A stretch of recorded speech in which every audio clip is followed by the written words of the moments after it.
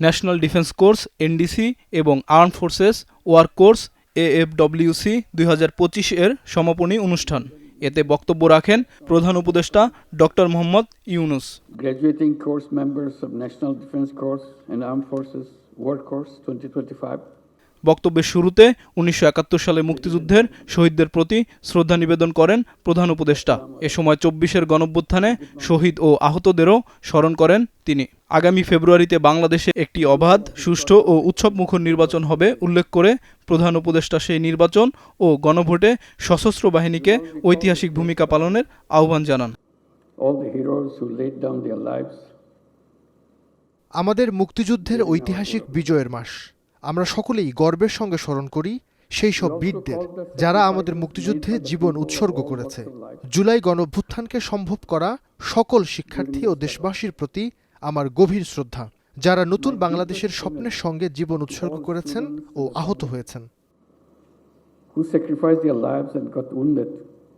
এ সময় দেশ গঠনে সশস্ত্র বাহিনীর অবদান তুলে ধরেন প্রধান উপদেষ্টা। আগামী ফেব্রুয়ারিতে আমাদের জাতীয় নির্বাচন ও গণভোটে সত্যি একটি ঐতিহাসিক ভূমিকা পালন করতে হবে। এটি শুধু একটি ঐতিহাসিক মুহূর্তই হবে না, বরং শান্তিপূর্ণ ও উৎসবমুখর পরিবেশে ভোট গ্রহণ নিশ্চিত করবে। ভোটাররা যখন ভোট দিতে বের হবেন তা উৎসবমুখর হবে এবং জাতি গর্বের সঙ্গে স্মরণ করবে যে তারা দেশের ভাগ্য পরিবর্তনের একটি ঐতিহাসিক মুহূর্তে অংশ নিয়েছেন। অনুষ্ঠানে প্রধান উপদেষ্টা স্নাতক সম্পন্ন করা অফিসারদের অভিনন্দন জানান। বাংলাদেশের নিরাপত্তা, অগ্রগতি ও জাতি গঠনে সশস্ত্র বাহিনীর অবদান সত্যি প্রশংসনীয়।